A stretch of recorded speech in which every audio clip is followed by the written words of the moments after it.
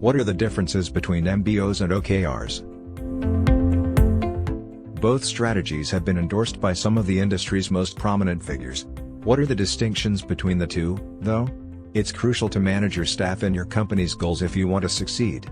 You can control this process in a variety of ways.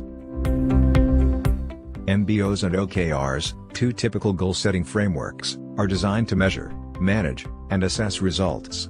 Promotes accountability, ownership, and openness, and ultimately supports its overall plan.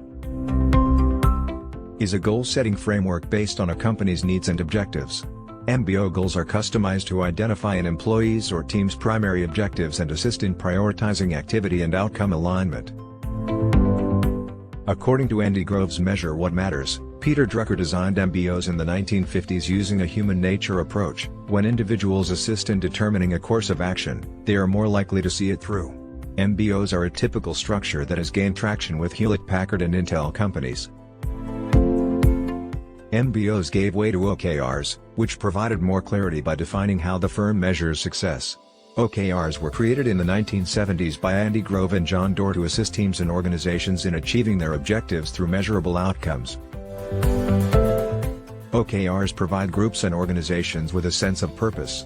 By design, the OKR framework collaborates across teams to establish a standard that the entire organization may follow. Objectives are the critical commonality between the two frameworks. Both frameworks emphasize goal setting.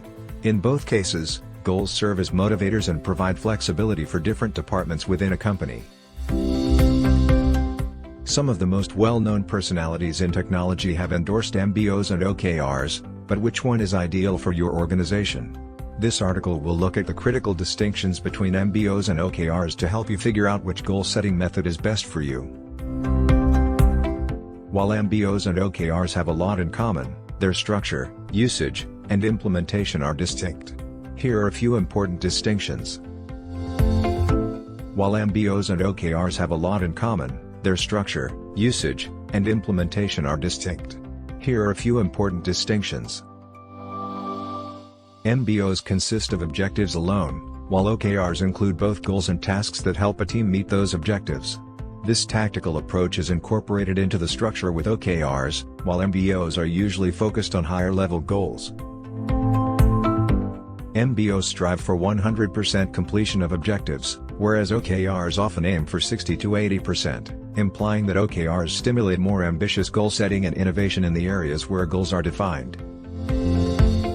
MBOs can be qualitative or quantitative, but OKRs are invariably quantitative. There is no room for ambiguity when measuring success or failure with OKRs. For example, you can provide both qualitative and quantitative feedback with OKRs, especially when tracking objectives through OKR management software. Individual MBOs are assigned to individuals, whereas team OKRs are meant to be shared among teams. There is often a leader and several contributors to actual results, but overall, OKRs create a team mindset and a sense of mutual success within the group. MBOs are addressed privately between an employee and their management, whereas OKRs are shared publicly throughout a company. OKRs promote collaboration and increase the number of solutions generated. MBO performance directly impacts an employee's remuneration, whereas OKR performance does not. OKRs are about the company's goals and how each employee contributes to those goals, so performance evaluations should be separate from the OKRs. MBOs are often planned annually, whereas OKRs might be scheduled quarterly, and sometimes monthly or yearly. OKR schedules typically use quarterly cycles to keep objectives on track and prioritized. Due to shifting goals and annual plans, the MBO may lose priority or lose concentration. MBO status updates are communicated one-on-one between the manager and the employee. OKR progress updates are given openly among teams, and target achievement is kept as an active component of the company culture through public discussion. MBOs are set at the beginning of each cycle and do not change. An agile approach to problem solving is encouraged through the use of OKRs.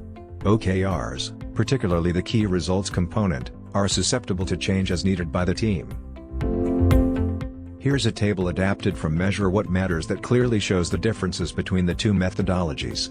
MBO, defining objectives. OKR, setting objectives and initiatives for achieving them. MBO, Annual Evaluation of Performance OKR, Quarterly Evaluation of Performance MBO. Plans are unique and private OKR. The plans are collaborative and open to the public MBO. Goals established by the company's management OKR. Goals are defined at all levels of the organization OKR. Compensation is linked to outcomes MBO. There is no link between performance and pay. MBOs and OKRs have a few key differences.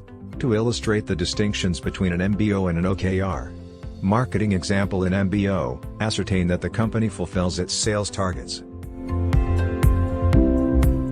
Ascertain that the company fulfills its sales targets. Objective: boost recurring revenue through successful sales targets this year. Key results: aim to raise the number of new sales coming in from $30,000 to $50,000 per month. Achieve 1,000 new MQLs to help with sales by Q1. Ensure the new account-based marketing (ABM) process is written down and implemented.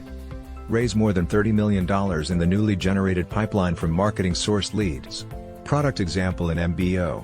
Using this example, you can show how well you can excel as a product.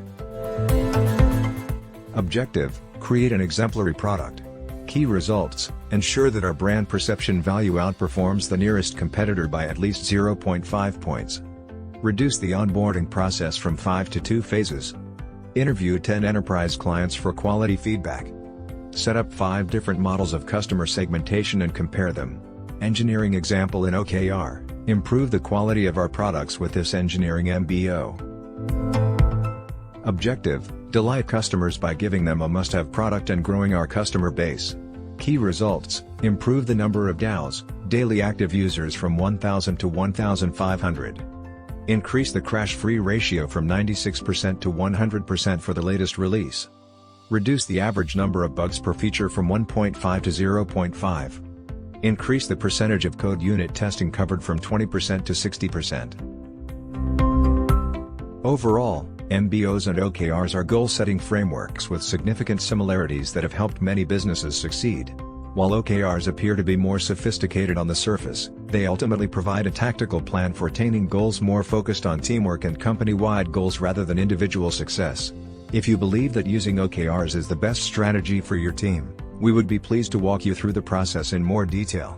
Begin creating OKRs with your team using OKR Software Tools' free 90 days offer.